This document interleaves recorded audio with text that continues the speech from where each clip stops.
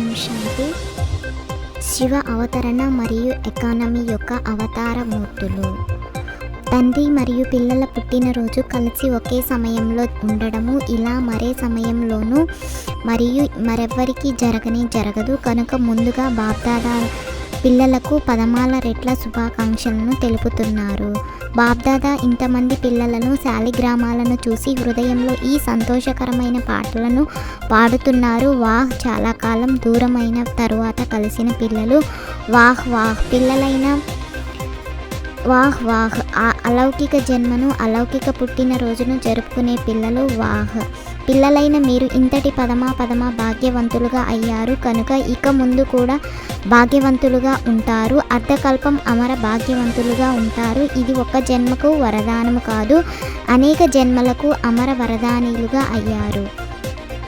బాబా మా పుట్టినరోజును జరుపుకున్నారు మరియు మేము బాబా పుట్టినరోజును జరుపుతున్నాము అని అందరూ సంతోషిస్తున్నారు. ఎంత సంతోషం ఉంది! ఈ సంతోషాన్ని కొలవగలరా?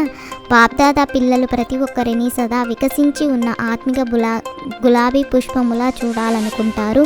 సగం వికసించి ఉండడం కాదు, సదా మరియు పూర్తిగా వికసించి ఉండాలి. బ్రాహ్మణుల పని ఏమిటి? యోగాన్ని జోడించడము అంటే కూడా ఏమిటి? ఇదేమైనా కష్టమా? యోగము అంటే అర్థమే ఆత్మ పరమాత్మల మిలనము. బ్రాహ్మణుల పనే ఇది. పాడుతూ ఉండండి మరియు నాట్యం చేస్తూ ఉండండి. ఇది కష్టమా? నాట్యం చేయడం, పాటలు పాడడం కష్టమా? కాదు కదా. క్షత్రియుల పనే కొట్లాడడం, గొడవ పడడం. మరి ఇది అయితే కష్టంగానే ఉంటుంది కదా. యుద్ధం చేయడం అయితే కష్టంగా ఉంటుంది. సంబరాలను జరుపుకోవడం సహజమవుతుంది. నేటి శివ జయంతి యొక్క మహత్వము 2 విషయాలకు సంబంధించినది. ఒకటేమో వ్రతాన్ని ఆచరించడం మరియు రెండవది జాగరణ చేయడం. తండ్రి ఎంతగా కష్టపడతారు. ఇప్పుడు ఆత్మలైన మీరు జ్ఞానాన్ని తీసుకుంటున్నారు. తర్వాత అక్కడకు వెళ్ళాక ప్రారబ్ధం నడుస్తుంది. అక్కడకు అందరి మధ్య సోదర భావము ఉంటుంది. సోదర ప్రేమ చాలా బాగా ఉండాలి.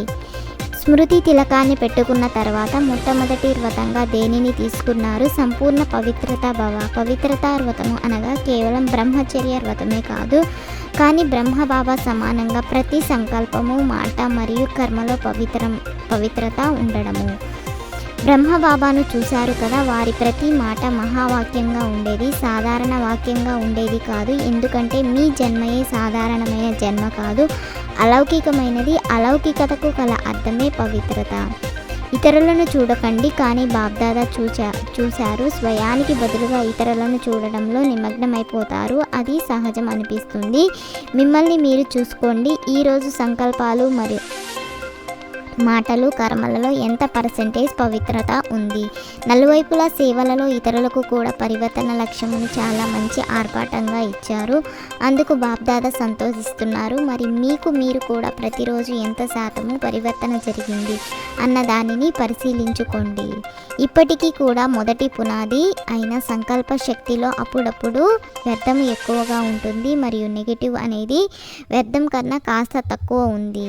సంకల్ప శక్తిని స్వయం పట్ల మరియు విశ్వం పట్ల ఎంతైతే ఉపయోగించాలో దాన్ని ఇంకా పెంచండి. ఎందుకంటే సంకల్పాల ఆధారంగానే మాటలు మరియు కర్మలు ఉంటాయి. కావున సంకల్ప శక్తిని పరివర్తన చేయండి. నేటి ఈ రోజును అవతరణ రోజు అని అంటారు. కావున బాప్దాదాకు పిల్లలందరి పట్ల ఇదే శుభమైన ఆశ ఉంది. ఈ రోజున శివుని అవతరణతో పాటుగా మీరందరూ ఎకానమీ యొక్క అవతార మూర్తులుగా అవ్వండి. సంకల్పాలలో పొదుపు చేసినట్లయితే అనగా వ్యర్థము నుండి రక్షించినట్లయితే ఇక మిగిలిన అన్ని ఖజానాలు స్వతహాగానే రక్షింపబడతాయి. స్నేహము మరియు నవీనత యొక్క అథారిటీ ద్వారా సమర్పితము చేయించే మహాన్ ఆత్మాభవ. ఒక పరమాత్మనికి ప్రియులుగా అయినట్లయితే విశ్వానికి ప్రియులుగా అయిపోతారు. ఓం శాంతి. 21 పాయింట్లను 21 జన్మల కోసం ధారణ చేసి, లైక్ చేసి, షేర్ చేసి తప్పకుండా సబ్స్క్రైబ్ చేయండి.